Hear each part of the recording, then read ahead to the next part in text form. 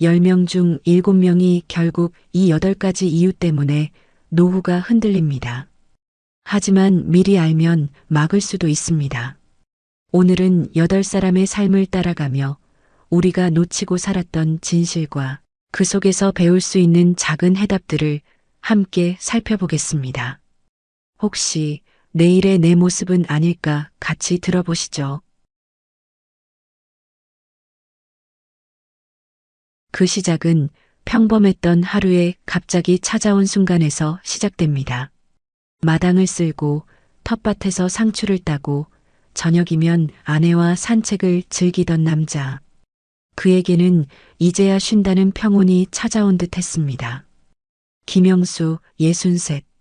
퇴직 후의 하루는 단순하지만 소박한 즐거움이 있었습니다. 아침이면 빗자루로 마당을 쓸고 참새가 날아드는 모습을 보며 잠시 허리를 펴곤 했습니다. 점심엔 텃밭에 나가 상추를 따다가 아내에게 건넸습니다. 오늘 저녁엔 고기 굽고 쌈 싸먹자고. 아내는 그 말을 들을 때마다 미소를 지었습니다. 저녁이면 두 사람이 손을 잡고 동네를 산책했습니다. 가로등 불빛이 길게 들이우는 골목길에서 아내가 물었습니다. 여보, 이제야 좀 쉬는 것 같지? 저는 웃으며 대답하곤 했습니다. 그러게. 늦게 온 방학이지만 그래도 왔네. 그 대화는 은퇴 후 가장 큰 위로이자 기쁨이었습니다. 그런데 어느 날 산책 도중 갑자기 가슴이 조여오더니 땅이 기울었습니다. 숨이 막히고 발걸음이 흔들렸습니다. 아내의 놀란 목소리가 멀리서 울리는 것 같았습니다. 여보! 여보! 정신을 차렸을 때는 이미 병실이었고 의사는 단호하게 말했습니다. 심장 혈관이 막혔습니다. 바로 수술해야 합니다. 하지만 문제는 수술이 끝나고 나서 시작됐습니다. 수술은 다행히 성공했습니다. 하지만 그 후가 더 힘들었습니다. 병실 창문 너머로 비가 내리던 날 의사가 내민 진료비 내역에는 빼곡한 숫자가 적혀 있었습니다. 입원비, 재활치료비, 약값이 이어졌습니다. 보험이 있으니 괜찮을 거라 생각했지만 비급여 항목은 모두 본인 부담이었습니다. 한번 병원을 다녀올 때마다 두꺼운 고지서가 쌓였습니다. 서랍 속 적금을 깨고 오래된 차를 팔았습니다. 여행 가방에 넣어두었던 지도와 카메라는 꺼내보지도 못한 채 다시 밀려 들어갔습니다. 다음에 가자. 라는 말이 점점 공허해졌습니다. 아내의 눈빛도 제 목소리도 점점 힘을 잃어갔습니다. 2년쯤 지나자 생활비마저 카드빚으로 막아야 했습니다. 저는 카드 명세서를 들여다보다가 깊은 한숨을 내뱉었습니다. 은퇴 후엔 여행 다니며 살고 싶었는데 병원비 내느라 다 날렸어. 아내는 말없이 고개를 저었고 싱크대 물소리가 켜졌다 꺼졌다를 반복했습니다. 물 떨어지는 소리가 주방에 메아리 쳤고 그게 아내의 한숨이라는 걸 저는 알았습니다. 밤마다 아내는 장부를 들여다보며 전기요금과 가스요금을 계산했습니다. 저는 옆에서 모른 척 TV를 켜지만 화면 속 웃음소리가 우리 집에는 들어오지 않았습니다. 병은 몸만이 아니라 통장과 마음까지 앓게 만들었습니다. 하지만 여기서 배울 점도 있습니다. 병은 누구에게나 찾아오지만 대비는 할 수 있습니다. 정기검진으로 위험 신호를 조기에 발견하고 보장성 보험이나 실손보험을 현실적으로 준비해 둔다면 병원비가 삶 전체를 흔드는 일은 줄어듭니다. 또한 혼자 감당하려 하지 말고 가족 지역 건강센터 복지관의 도움을 찾는 것도 방법입니다. 병은 우리의 몸을 흔들 수 있어도 우리의 노후 전체를 빼앗게 두지는 않아야 합니다. 그리고 이런 아픔은 때로는 가장 가까운 가족을 향한 마음에서 또 다른 무게가 되어 돌아오기도 합니다. 그 이야기가 바로 다음 장면입니다. 이번에는 또 다른 길에서 시작됩니다. 아이를 향한 마음, 그리고 부모로서의 자부심이 어떻게 노후를 흔들었는지의 이야기입니다. 박정호 68. 퇴직하던 날 은행 창구에서 퇴직금을 받았습니다. 묵직한 서류 봉투를 들고 나올 때 그는 속으로 되뇌었습니다. 이제는 노후 걱정 없겠구나. 이제는 좀 숨 쉴 수 있겠지. 그날 저녁 아내와 마주 앉아 오랜만에 소고기를 구워 먹었습니다. 여보, 그동안 고생 많았어. 아내의 눈가에는 눈물이 맺혔지만 웃음도 함께 있었습니다. 정호 씨는 젓가락을 들며 말했습니다. 앞으로는 우리 여행도 다니고 손주도 자주 보면서 살자고. 그날은 오랜만에 웃음이 많던 밤이었습니다. 하지만 며칠 뒤 큰아들이 조심스레 이야기를 꺼냈습니다. 결혼을 앞두고 있었지만 집값이 치솟아 전세금이 부족했던 겁니다. 아버지, 조금만 도와주시면 정말 잘 해볼게요. 정호 씨는 망설이지 않고 물었습니다. 얼마나 필요하냐? 그때의 그는 계산보다 사랑을 택했습니다. 전세금을 보태주고 가전제품도 사주었습니다. 아내는 조심스럽게 물었습니다. 여보, 우리 노후 생활비는 괜찮을까? 정호 씨는 환하게 웃으며 대답했습니다. 애들 키워놓은 보람이 이런 데서 나오는 거지. 돈은 다시 벌면 되잖아. 그날의 웃음은 오래가지 않았습니다. 몇 해 뒤 아들이 또다시 찾아와 말했습니다. 아버지, 이번에는 사업을 해보려고요. 작은 카페인데 전망이 좋아요. 정호 씨는 아들의 눈빛에서 젊은 날 자신의 모습을 보았습니다. 그때의 자신도 부모에게는 늘 미안했지만 희망만큼은 가득했으니까요. 얼마면 되겠니? 그는 또다시 지갑을 열었습니다. 하지만 사업은 오래가지 못했습니다. 손님이 줄었고 빚은 쌓였습니다. 아들은 고개를 숙인 채 자주 말했습니다. 아버지, 죄송해요. 다음 달은 꼭 갚을게요. 정호 씨는 늘 같은 대답을 했습니다. 괜찮다. 젊을 때는 다 그런 거야. 아버지도 예전에 그랬다. 그렇게 시간이 흘러 7년. 통장은 비어 있었고 집안의 공기는 무거워졌습니다. 아내는 숟가락을 들고 있다가 말없이 내려놓았습니다.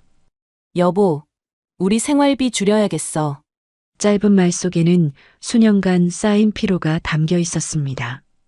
정호 씨는 그제야 전기요금 고지서를 정면으로 바라봤습니다. 은행 창구에서 직원이 차갑게 말했습니다. 고객님, 예금이 거의 다 소진되셨습니다. 그 목소리가 멀리서 울리는 듯했고 두 다리가 휘청거렸습니다. 나는 가장이었습니다. 가족을 지켜야 하는 사람이라고 믿었습니다. 그런데 지금은 고개를 숙인 채 은행 대기석에 앉아 있었습니다. 그날 저녁 정호 씨는 조용히 아내에게 말했습니다. 미안해. 아내는 숟가락을 내려놓고 잠시 그를 바라보다 말했습니다. 여보, 우리는 아이들을 사랑했어. 틀린 건 아니야. 다만 우리도 우리를 사랑하는 법을 조금 늦게 배운 거지. 사랑은 틀리지 않았습니다. 다만 방향을 잃었을 뿐이었습니다. 하지만 여기서 우리가 배울 수 있는 것도 있습니다. 부모의 사랑은 값지지만 자녀의 독립은 결국 자녀 스스로의 몫입니다. 무조건적인 지원보다 작은 보탬과 함께 우리도 노후를 준비해야 한다는 대화를 나누는 것이 중요합니다. 퇴직금은 한번 사라지면 다시 모으기 어렵기에 자녀 지원금과 노후 자금은 반드시 구분해 두어야 합니다. 그리고 무엇보다 부모 자신의 삶도 존중받아야 합니다. 사랑은 방향만 바로 잡으면 부모와 자녀 모두를 지켜주는 힘이 됩니다. 그렇지 못하면 다음 이야기처럼 매달의 호흡마저 가빠집니다. 그리고 세 번째 이야기는 혼자가 된 어느 날의 현실에서 시작됩니다. 사랑하는 이를 먼저 떠나보낸 뒤 오직 연금 하나의 의지에 살아가는 노인의 이야기입니다. 김순자 70. 남편을 먼저 떠나보내고 혼자가 된 뒤 집은 더 커졌습니다. 거실에는 남편의 낡은 안경이 그대로 놓여 있었습니다. 먼지가 쌓인 그 안경을 조심스레 닦으며 그녀는 종종 중얼거렸습니다. 여보, 나 오늘도 잘 버텼어. 국민연금 110만 원이 유일한 수입이었습니다. 하지만 매달 나가는 고정 지출은 160만 원. 처음엔 남편과 함께 모아둔 적금을 깨며 버텼습니다. 통장을 열어 도장을 찍을 때마다 그녀는 속으로 되뇌었습니다. 조금만 더 쓰고 말아야지. 금방 다시 채워지겠지. 하지만 몇 년이 지나자 바닥이 보였습니다. 결국 은행 대출을 받아야 했습니다. 이자는 늘어가고 생활은 줄어들었습니다. 냉장고는 점점 텅 비어갔고 전기요금 고지서를 붙잡고 오래 고민하는 일이 잦아졌습니다. 그 순간부터 선택은 더 이상 넉넉함이 아니라 버팀이 되었습니다. 마트에 들른 어느 날 순자 씨는 반짝이는 딸기를 한참 바라보다가 결국 내려놓고 달걀을 골랐습니다. 달걀은 오래 보관할 수 있고 실패하지 않습니다. 내 삶도 달걀 같으면 좋겠다. 깨지지 않는 것으로. 그녀는 그렇게 혼잣말했습니다. 어느 날 아들에게 전화를 걸었습니다. 아들아, 이번 달 조금만. 수화기 너머로 아이 우는 소리와 급한 숨소리가 겹쳤습니다. 엄마, 미안해. 나도 이번 달이 빠듯해서. 그 말이 미움이 아니라는 걸 알면서도 마음이 무너졌습니다. 전화를 끊고 난 뒤 그녀는 빈 방 안에서 오래도록 멍하니 앉아 있었습니다. 며칠 뒤 시장에서 김치가게 사장이 물었습니다. 아주머니, 배추 다듬을 줄 아세요? 순자 씨는 고개를 끄덕였습니다. 며칠 동안 배추를 다듬고 무거운 봉지를 옮겼습니다. 허리는 쑤셨지만 집으로 돌아오는 길은 조금 덜 무거웠습니다. 손에 쥔 잔돈이 부딪히는 소리가 나도 아직 사람이라는 걸 알려주는 듯 했습니다. 하지만 그 일은 고정적이지 않았습니다. 어떤 주간은 일이 있었고 어떤 주간은 없었습니다. 고지서는 쉬지 않고 도착하는데 내 돈은 자꾸만 쉬어버렸습니다. 아래층 윤 여사가 걱정스레 말했습니다. 순자 씨, 집에 방 하나 비잖아. 학생 하나 들어오게 하면 어때요? 처음엔 손사래를 치며 말했습니다. 아이고, 남의 사람을 어떻게 들여요? 하지만 밤의 빈 방을 바라보면 마음이 달라졌습니다. 그곳은 남편의 책이 있던 자리. 책장에는 아직 그가 끼워둔 종이 쪽이 그대로 있었습니다. 며칠을 망설이다가 그녀는 결국 속으로 말했습니다. 여보, 방 하나 빌려주려고 해. 괜찮지? 대답은 없었지만 허락을 받은 듯 마음이 가벼워졌습니다. 그렇게 한 달에 일정한 돈이 들어오기 시작했습니다. 많진 않았지만 매달 꾸준히 들어왔습니다. 그 돈은 단순한 돈이 아니었습니다. 매일 덮쳐오던 불안을 조금 덜어주는 작은 불빛이었습니다. 작은 불빛 하나가 방안을 바꾸듯 어떤 선택은 삶의 공기를 바꿉니다. 그리고 이 이야기에서 우리가 배울 수 있는 건 분명합니다. 연금만으로는 부족할 수 있습니다. 하지만 방을 빌려주는 것처럼 작은 임대 수입 혹은 일용직이라도 꾸준히 이어갈 수 있는 부업을 찾아두는 게 큰 힘이 됩니다. 또한 지출을 줄이는 것 못지않게 지역복지관이나 기초연금 의료비, 지원 같은 제도를 적극적으로 활용하는 것도 필요합니다. 노후의 삶은 완벽한 풍족이 아니라 작은 불빛 하나를 더하는 선택에서 달라질 수 있습니다. 다음 이야기는 그 불빛마저 꺼뜨리는 믿음의 무너짐에 관한 이야기입니다. 이번 이야기는 돈을 잃은 순간보다 더 크게 믿음을 잃은 순간에 관한 이야기입니다. 이도현 65. 퇴직 후에도 그는 늘 부지런했습니다. 아침이면 동네 산책을 하고 오후엔 작은 도서관에서 책을 읽곤 했습니다. 이웃들은 말했습니다. 도연 씨는 참 성실해. 괜히 젊었을 때부터 인정받은 게 아니야. 그런 도연 씨에게 어느 날 오랜 친구가 찾아왔습니다. 커피잔을 앞에 두고 친구는 낮은 목소리로 속삭였습니다. 야, 이거 확실한 투자야. 월세 수익이 보장돼. 노후에 딱이야. 친구의 말은 달콤했습니다. 은행 이자보다 훨씬 나아. 내 친동생도 들어갔다니까. 몇 달만 지나면 생활비 걱정은 사라질 거야. 도연 씨는 잠시 망설였습니다. 하지만 마음 한켠에는 아내와 조용히 살 노후를 지켜야 한다는 간절함이 있었습니다. 결국 그는 고개를 끄덕였습니다. 그래, 믿지. 같이 늙어가는 친구인데. 믿음은 그 순간 계약서 위에 찍힌 도장만큼이나 무겁게 내려앉았습니다. 그는 수천만 원을 넣었습니다. 처음 몇 달은 약속대로 이자가 들어왔습니다. 통장에 찍힌 숫자를 보며 그는 잠시 안도했습니다. 그래, 역시 믿을만했지. 이제 좀 숨을 돌리겠구나. 그러나 반년이 지나자 연락이 끊겼습니다. 사무실은 텅 비었고 전화기는 꺼져 있었습니다.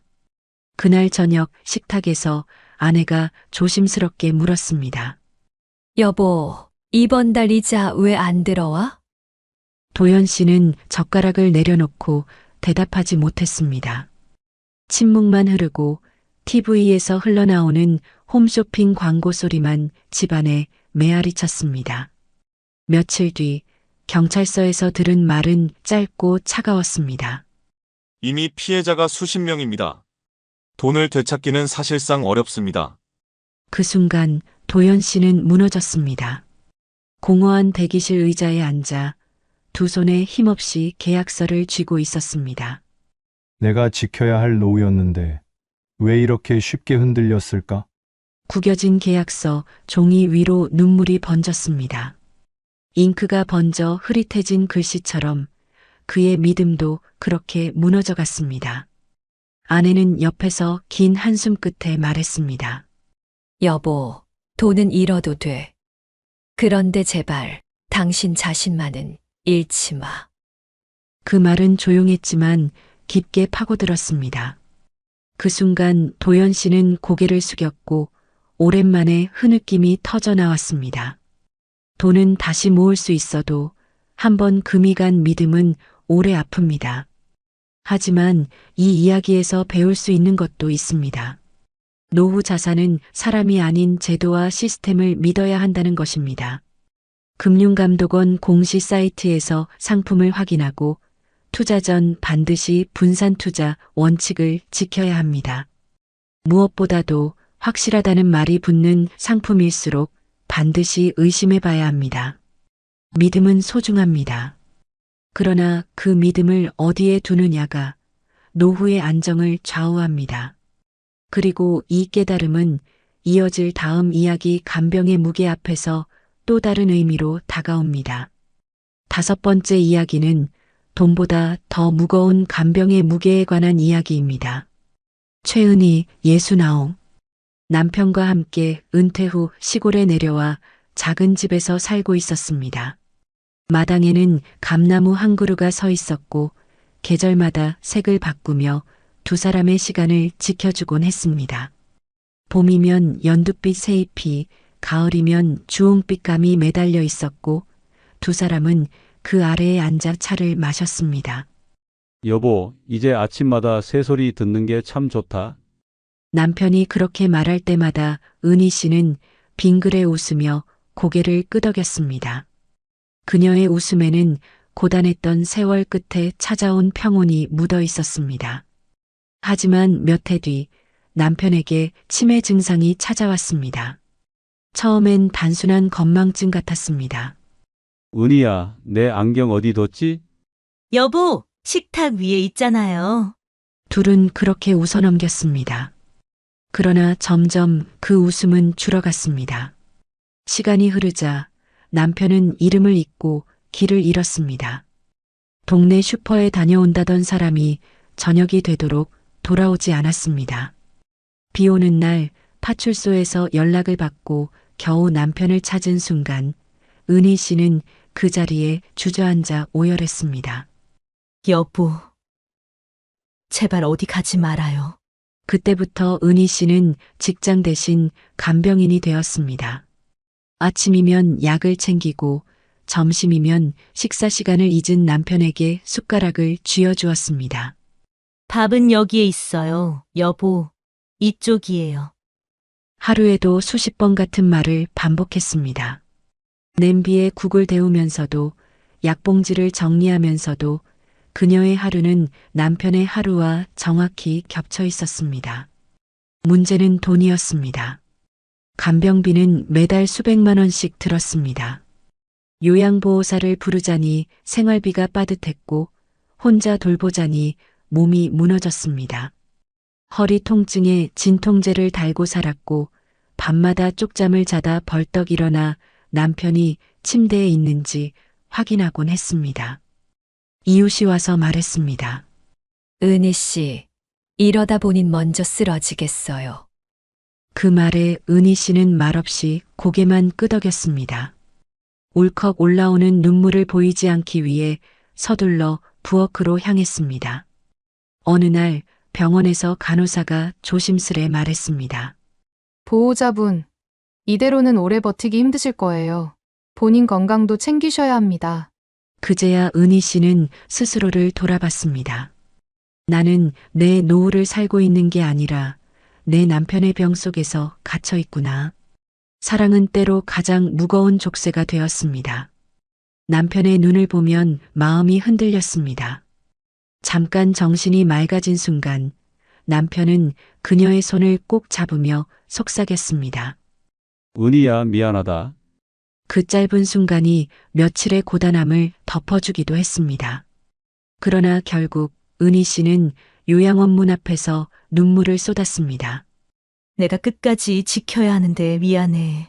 남편을 간호사에게 맡기고 돌아서는 길 몇 번이나 뒤를 돌아보았습니다.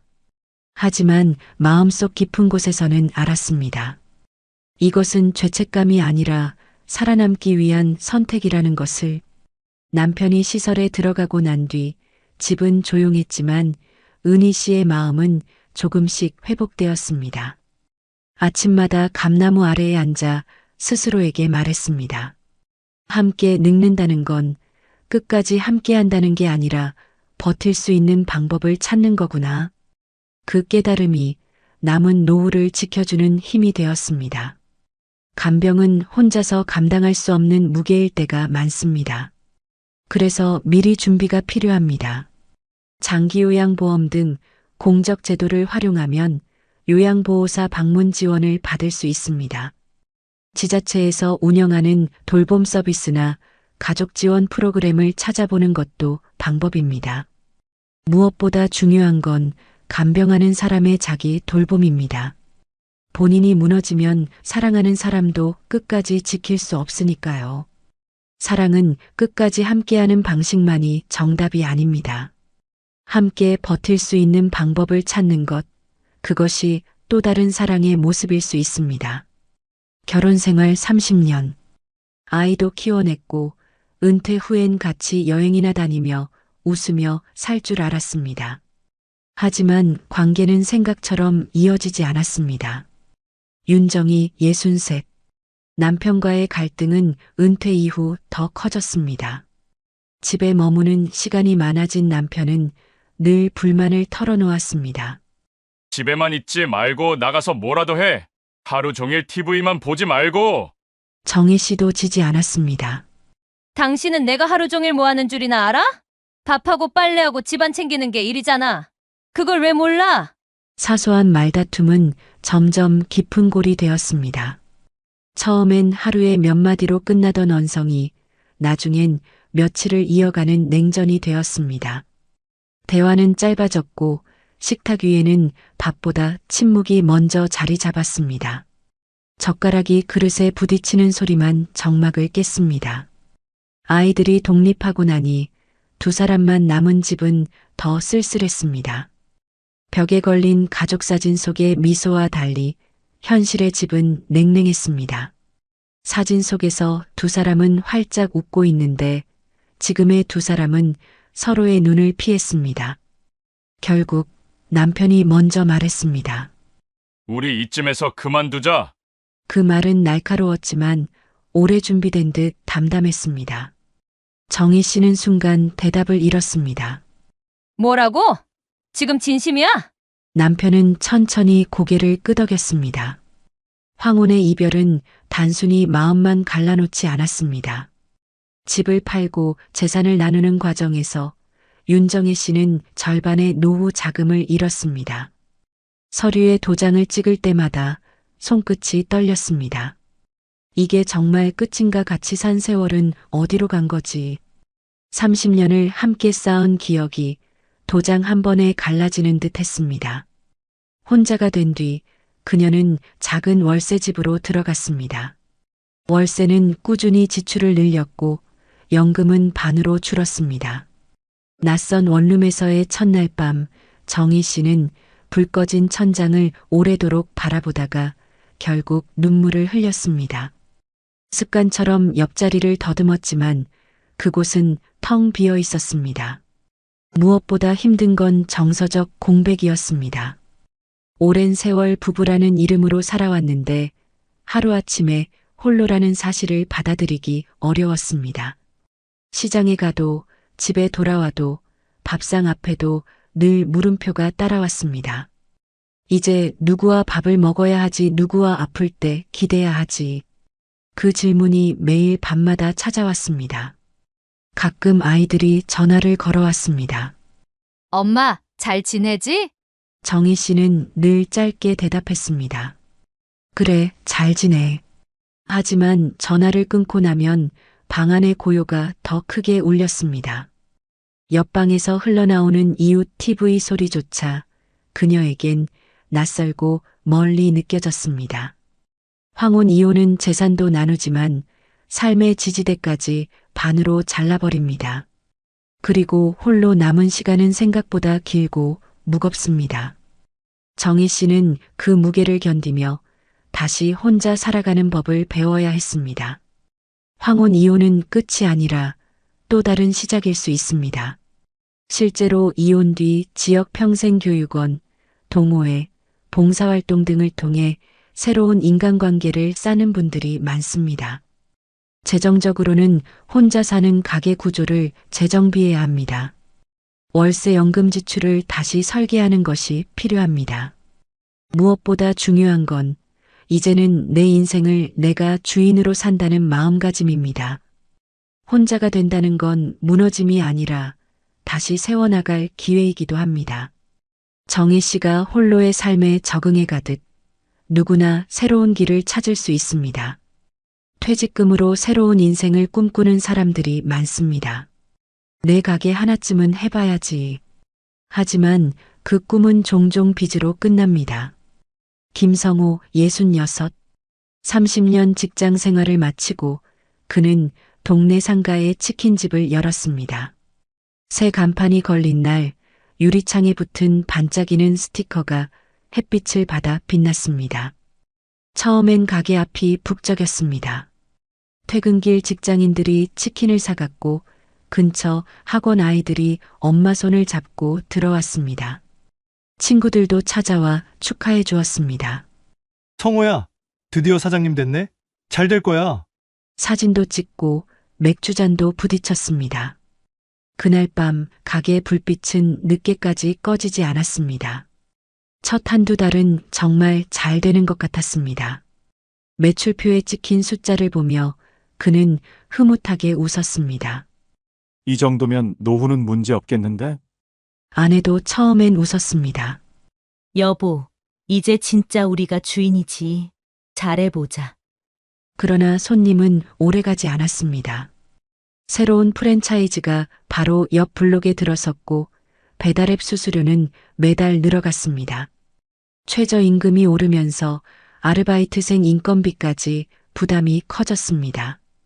계산기를 두드릴수록 수익은 줄고 빚은 늘어갔습니다. 저녁이면 기름 냄새와 열기로 가득 찬 주방에서 그는 땀을 닦으며 닭을 튀겼습니다. 내가 이걸 하려고 30년을 일한 건 아닌데. 기름이 튀는 소리와 환풍기 소음 속에 그의 중얼거림은 묻혀버렸습니다. 아내는 점점 지쳐갔습니다. 한밤중 장부를 정리하던 날 그녀가 한숨 섞인 목소리로 말했습니다. 여보, 이번 달 카드값이 너무 많아. 적자가 또야. 이러다 우리 집까지 위태로워져. 성호 씨는 고개를 떨구며 대답했습니다. 조금만 더 버텨보자. 곧 좋아질 거야. 처음엔 다 힘든 법이야. 하지만 곧은 끝내 오지 않았습니다. 3년을 버티는 동안 그는 손님 없는 가게에서 불 꺼진 간판을 붙잡고 서 있던 날이 더 많았습니다. 배달앱 리뷰에는 기름이 너무 많다. 다른 집이 더 싸다는 말이 이어졌습니다. 밤마다 그는 리뷰창을 들여다보다 휴대폰을 내려놓고 깊은 한숨을 내쉬었습니다. 자정 무렵 홀 청소를 하던 그는 텅 빈 의자들을 바라보며 스스로에게 물었습니다.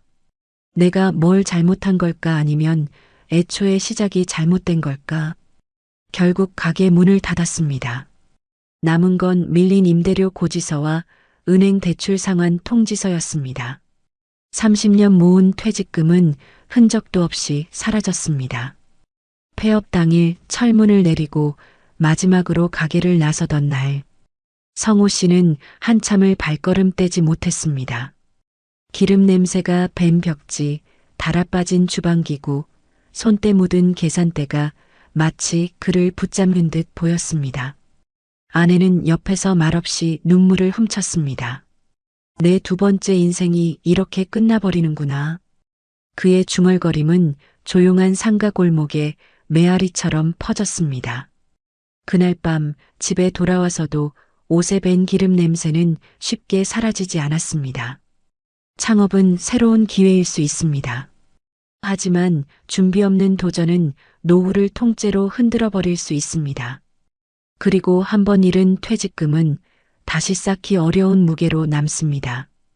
은퇴 후 창업은 철저한 시장 조사와 사업 계획서 없이는 위험합니다.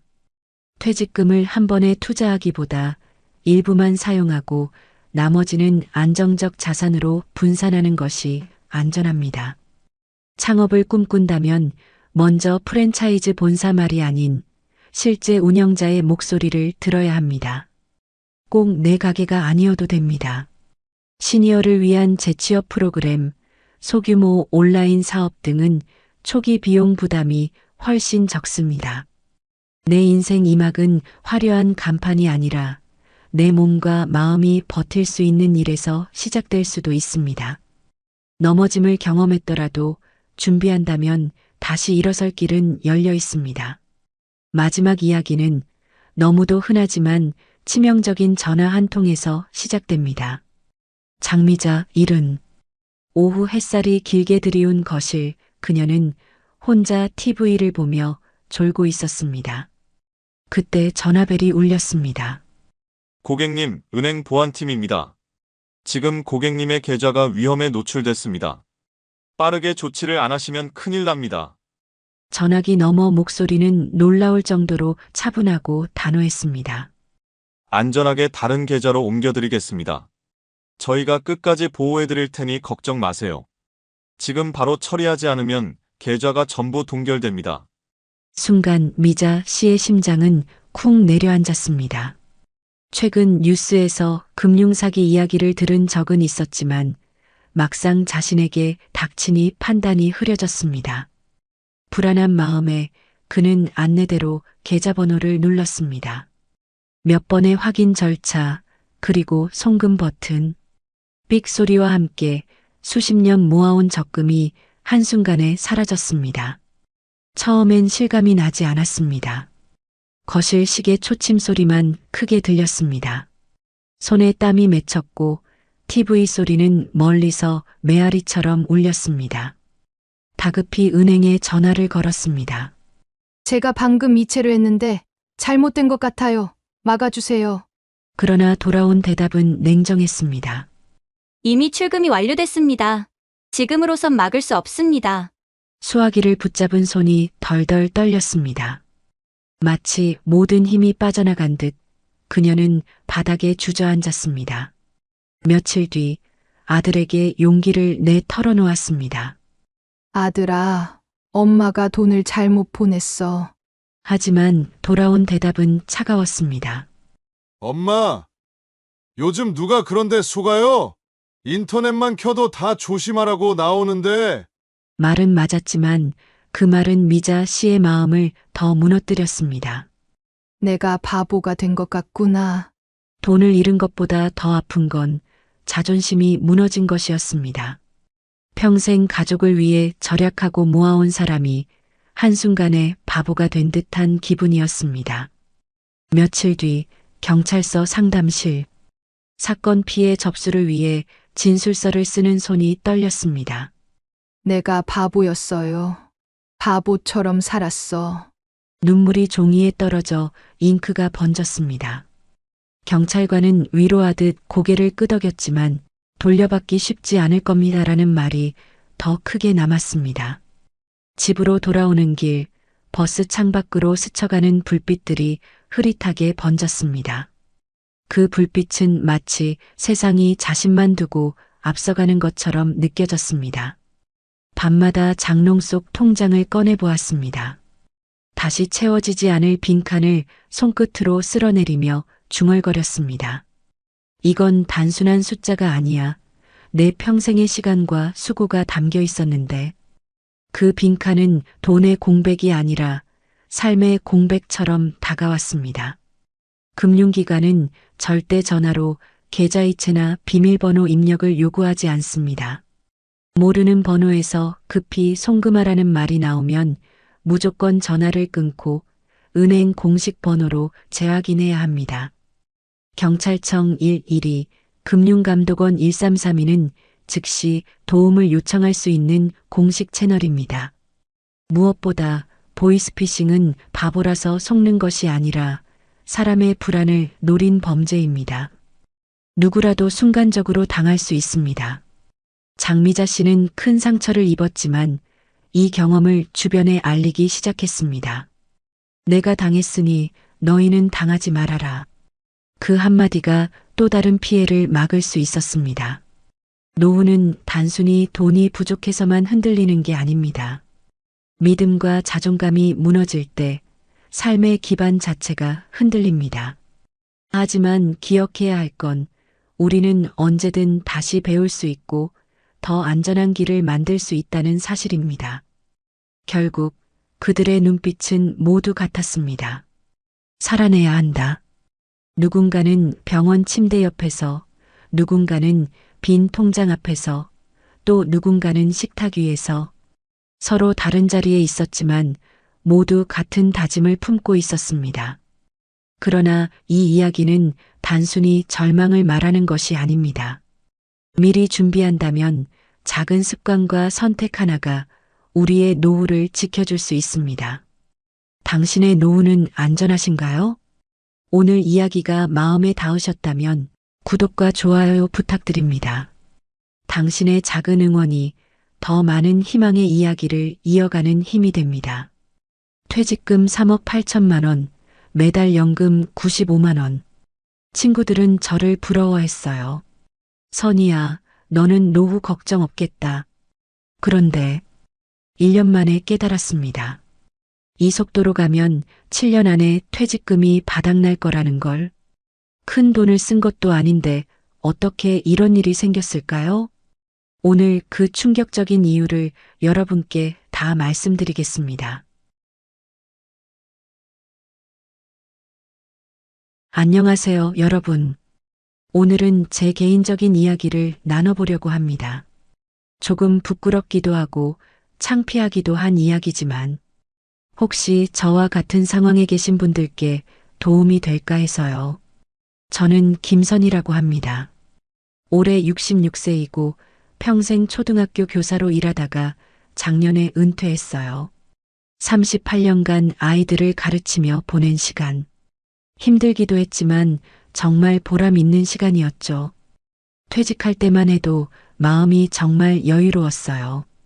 퇴직금으로 3억 8천만 원을 받았거든요.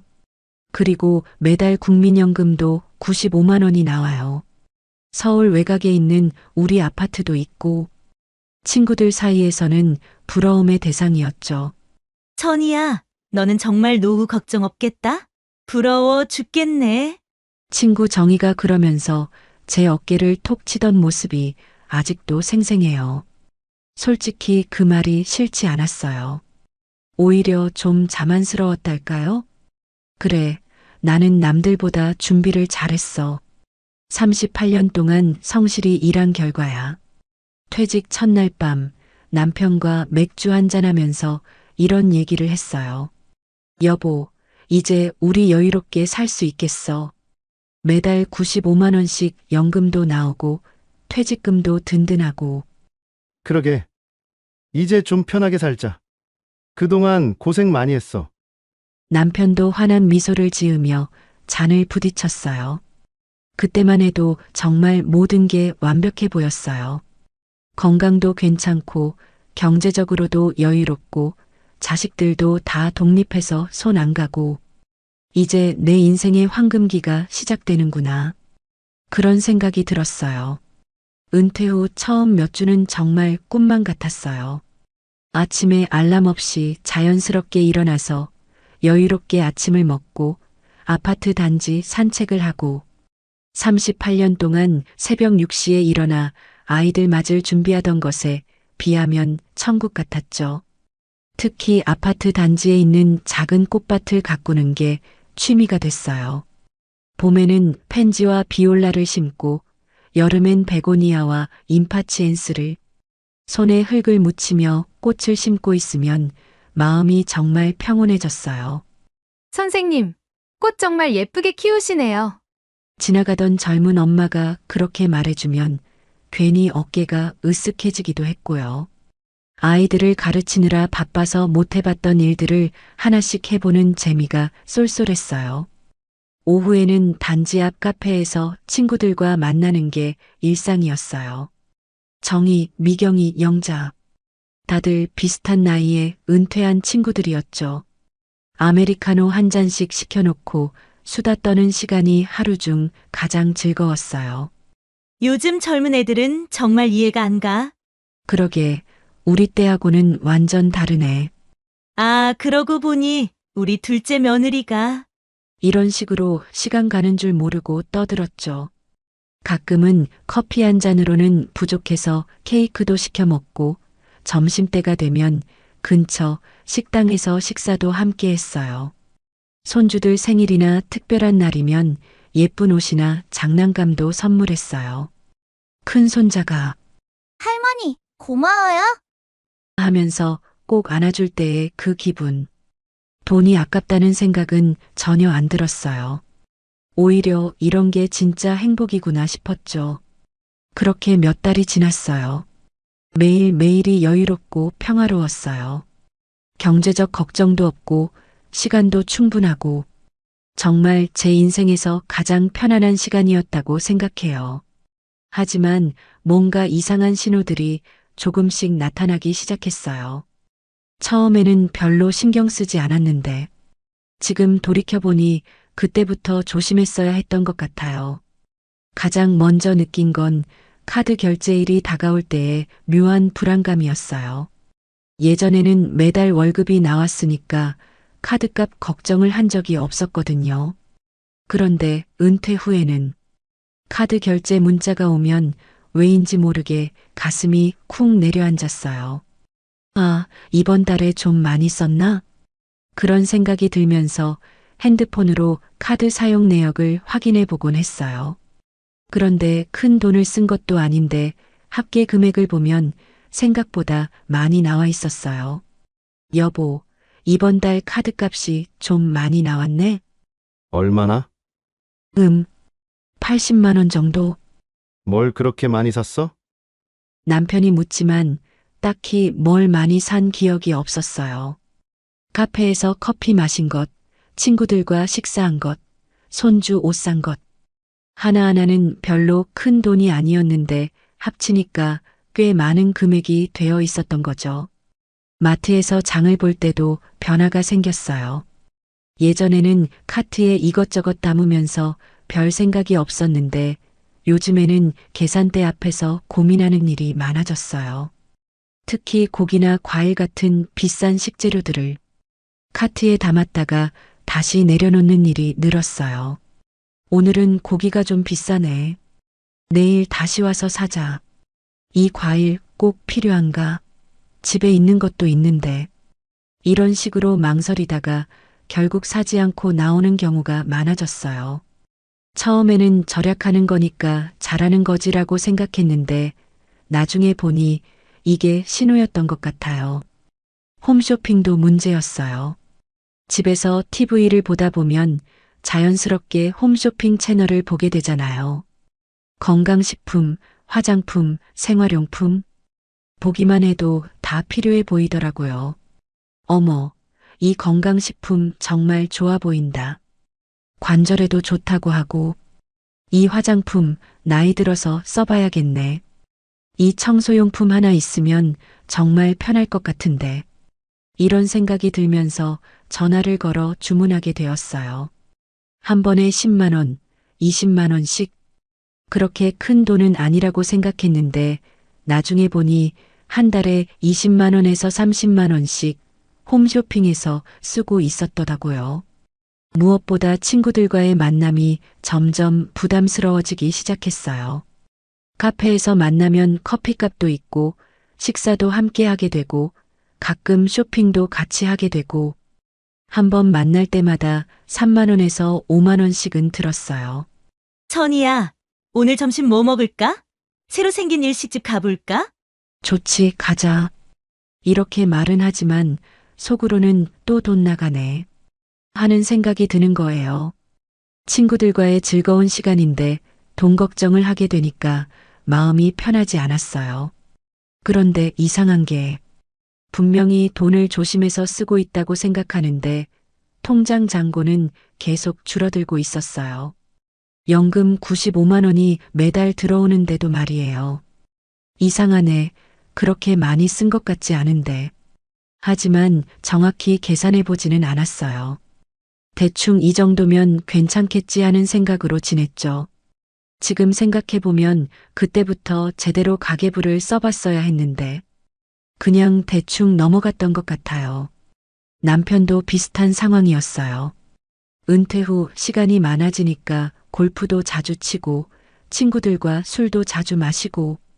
여보, 요즘 용돈이 좀 부족해.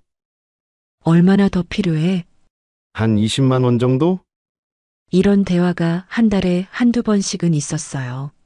처음에는 퇴직금도 있고 연금도 나오는데 뭐 이 정도야 했는데 점점 횟수가 늘어나더라고요. 하지만 여전히 심각하게 받아들이지는 않았어요. 일시적인 현상이겠지. 좀 지나면 괜찮아질 거야. 그런 생각으로 넘어갔죠. 진짜 문제를 깨달은 건 옆집 박 여사 때문이었어요. 어느 날 엘리베이터에서 마주쳤는데 표정이 좀 심각해 보이더라고요. 천희 씨, 잠깐만. 혹시 괜찮으면 우리 집에서 차 한잔 할까요? 네, 좋아요. 박 여사 집에서 차를 마시면서 그분이 하신 말씀이 지금도 잊을 수가 없어요. 나 이상하게 돈이 자꾸 줄어요. 큰 돈을 쓴 것도 아닌데. 천희 씨도 그런 적 있어요? 그 말을 듣는 순간 뭔가 서늘한 기분이 들었어요. 사실 저도 같은 고민을 하고 있었거든요. 하지만 다른 사람 입을 통해서 들으니까 더 현실적으로 다가왔어요. 사실 저도 요즘 그런 생각을 했어요. 별로 쓴 것 같지 않은데 통장 잔고가 계속 줄어들더라고요. 그죠? 나만 그런 게 아니었구나. 혹시 뭐 때문인지 아세요? 글쎄요. 정확히는 모르겠어요. 박 여사와 헤어진 후 집으로 돌아와서 그제야 제대로 통장을 들여다봤어요. 인터넷 뱅킹을 켜고 지난 한 달간의 지출 내역을 하나하나 확인해 봤죠. 정말 깜짝 놀랐어요. 제가 생각했던 것보다 훨씬 많은 돈이 나가고 있었거든요. 카페와 외식비가 18만 원. 매주 두세 번씩 친구들과 만나서 커피 마시고 밥 먹고 한 번에 5만 원 정도씩 쓰니까 한 달에 이 정도가 나올 수밖에 없었어요. 홈쇼핑은 더 심각했어요. 25만 원이나 되더라고요. 건강식품 15만 원, 화장품 6만 원, 청소용품 4만 원. 하나하나는 꼭 필요해서 산 것 같았는데 합치니까 이렇게 큰 금액이 되어 있었어요. 손주들 용돈과 선물비로 30만 원, 큰 손자 생일 선물로 10만 원, 작은 손자 옷으로 8만 원, 명절 용돈으로 각각 6만 원씩. 사랑하는 손주들을 위한 거라 아깝지 않았는데 역시 합계를 보니까 만만치 않았어요. 그리고 각종 자동 결제가 15만 원. 휴대폰, 인터넷, 케이블 TV, 보험료, 아파트 관리비. 이건 어쩔 수 없는 고정 비용이지만 역시 만만치 않은 금액이었죠. 이것저것 다 합치니까 88만 원이 나왔어요. 연금이 95만 원이니까 7만 원만 남는 거예요. 그런데 여기에 포함되지 않은 것들도 있었어요. 마트에서 장 보는 비용, 병원비, 교통비, 옷이나 생필품 사는 비용. 아, 이래서 퇴직금에서 자꾸 빼쓰고 있었구나. 그제야 상황을 제대로 파악할 수 있었어요. 연금만으로는 턱없이 부족해서 매달 퇴직금에서 50만 원에서 100만 원씩 빼쓰고 있었던 거예요. 계산기를 두드려 봤어요. 이 속도로 가면 5년? 아니면 더 빨리 퇴직금이 바닥날 수도 있겠더라고요. 특히 병원비나 급작스러운 지출이 생기면 더 빨라질 수도 있고요. 남편에게 이 사실을 말했어요. 여보, 우리 큰일 났어. 왜? 무슨 일이야? 지난달 지출을 계산해 봤는데 연금으로는 턱없이 모자라. 매달 퇴직금에서 빼쓰고 있었어. 남편도 깜짝 놀라더라고요.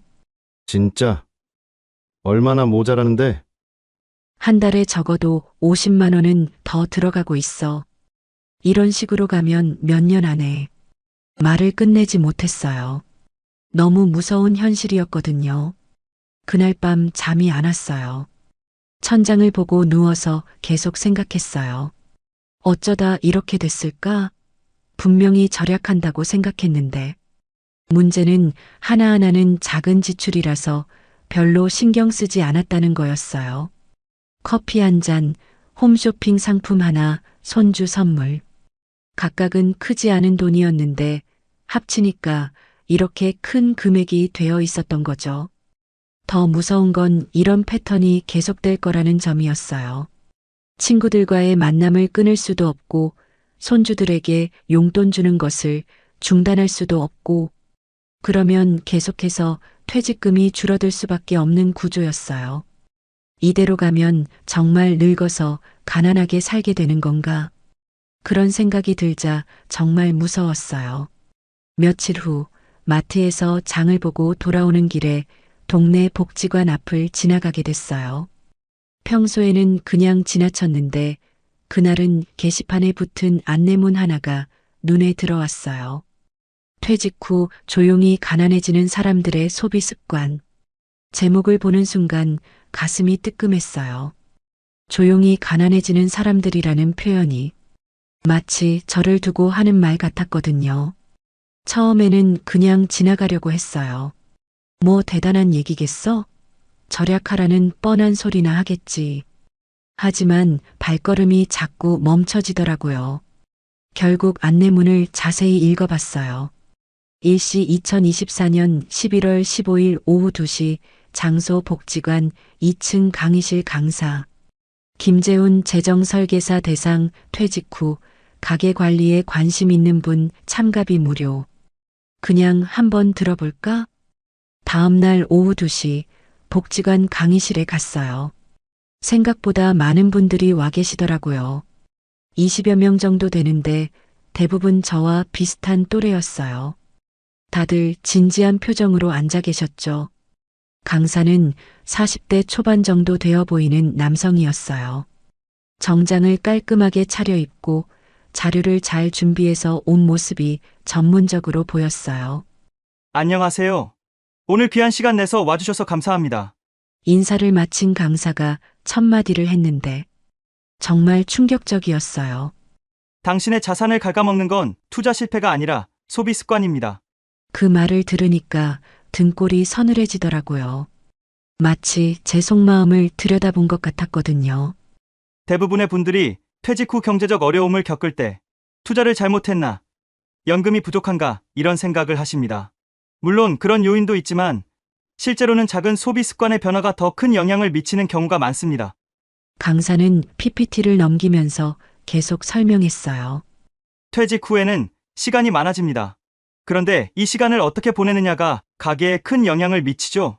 카페에서 친구들과 만나는 횟수가 늘어나고 집에서 TV를 보는 시간이 늘어나면서 홈쇼핑에 노출되는 시간도 길어집니다. 정말 제 얘기 같았어요.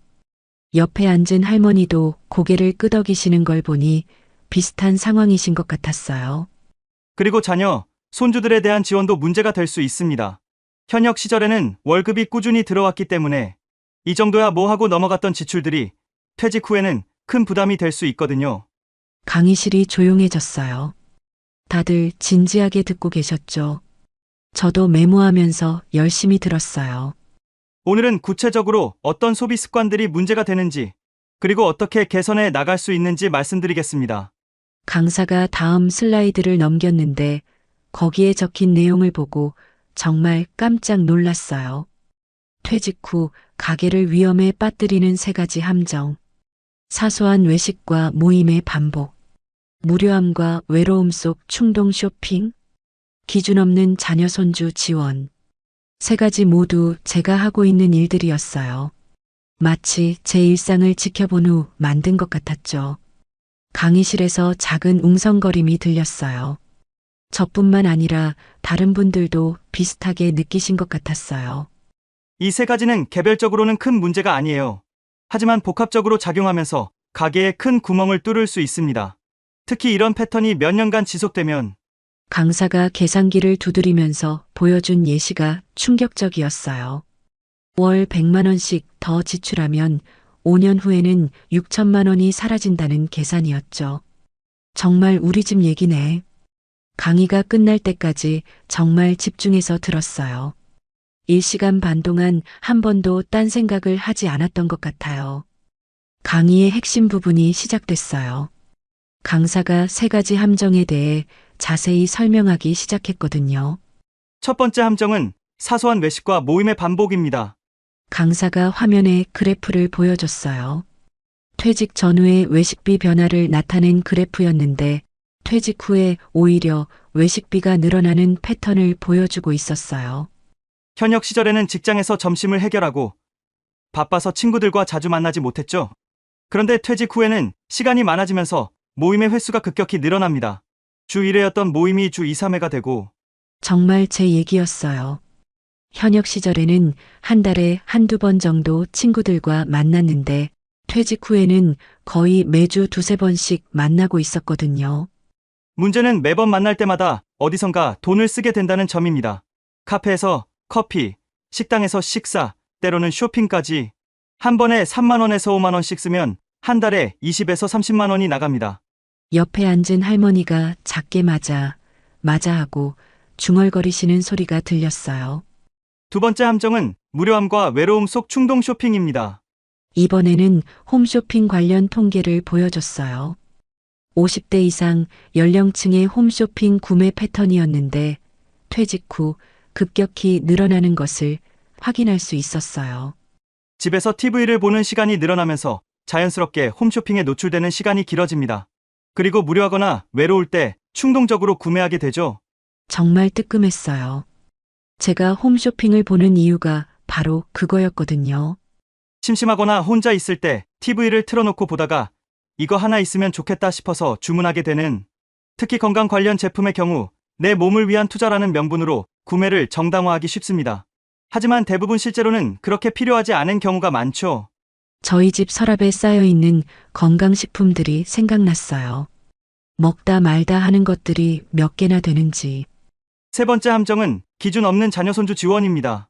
이 부분에서 강의실이 더욱 조용해졌어요. 아마 많은 분들이 공감하는 부분인 것 같았어요. 자녀와 손주에 대한 사랑은 당연합니다. 하지만 퇴직 후에는 수입이 제한적이기 때문에 지원에 대한 명확한 기준이 필요해요. 현역 시절의 감각으로 지원을 계속하면 가계에 큰 무리가 올 수 있습니다. 강사가 실제 사례를 들어 설명했어요. 어떤 분은 아들이 전세금이 부족하다고 하자 2천만 원을 바로 송금하셨어요. 우리 아들을 도와주는 게 당연하지 하는 마음에서요. 하지만 그 2천만 원으로 몇 년간의 생활비를 충당할 수 있었다는 점을 간과하셨죠. 그 순간 저도 비슷한 경험이 떠올랐어요. 큰아들이 작년에 엄마 전세금이 좀 부족해서 하길래 별 고민 없이 2천만 원을 보내준 적이 있었거든요. 그때는 우리 아들 도와주는 게 당연하지. 퇴직금도 있는데 뭐 했는데 지금 생각해보니 그 돈이 있었다면 몇 달 더 여유롭게 살 수 있었을 텐데. 물론 정말 급한 상황이라면 도와줘야겠죠?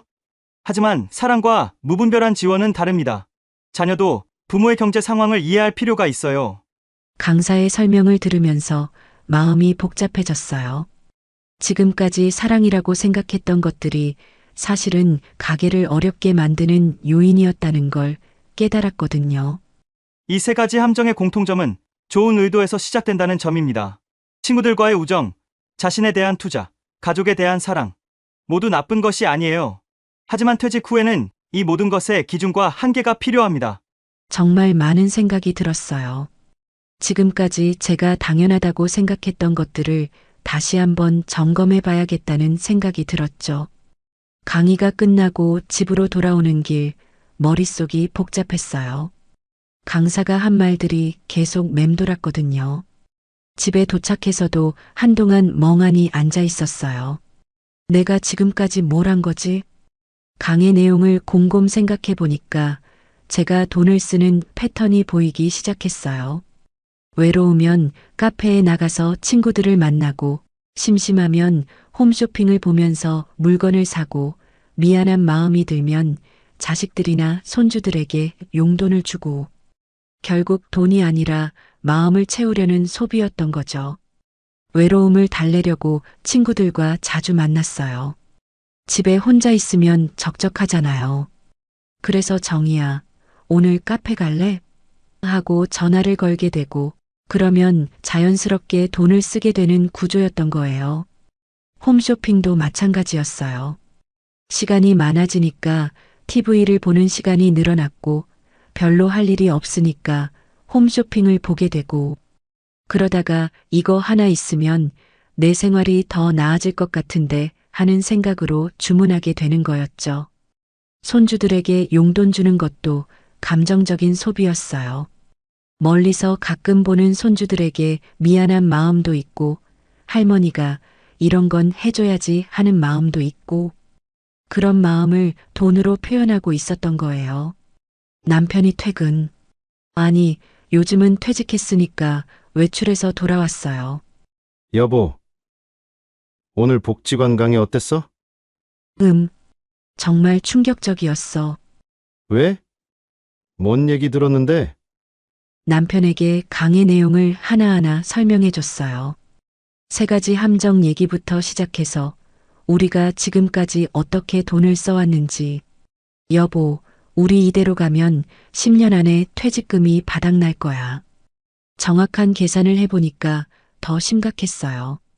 매달 100만 원 정도를 퇴직금에서 빼쓰고 있었는데, 이런 속도라면 3억 8천만 원이 7, 8년이면 떨어질 수도 있었어요. 거기에 물가 상승이나 의료비 증가 같은 걸 고려하면 더 빨라질 수도 있고요.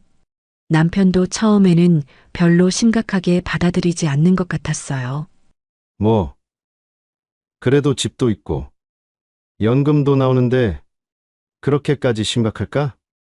하지만 제가 계산해서 보여주니까 표정이 심각해지더라고요. 이런. 정말 이래? 응, 내가 몇 번 계산해 봤는데 맞아.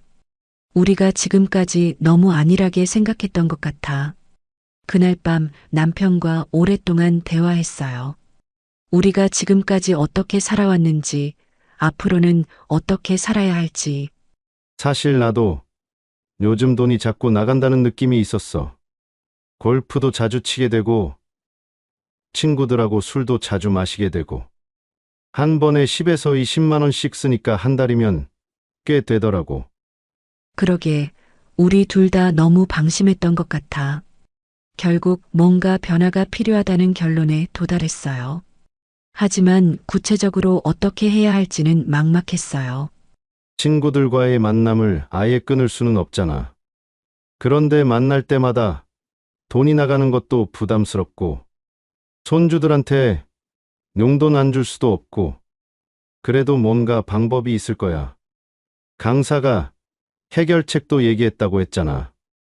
남편 말이 맞았어요.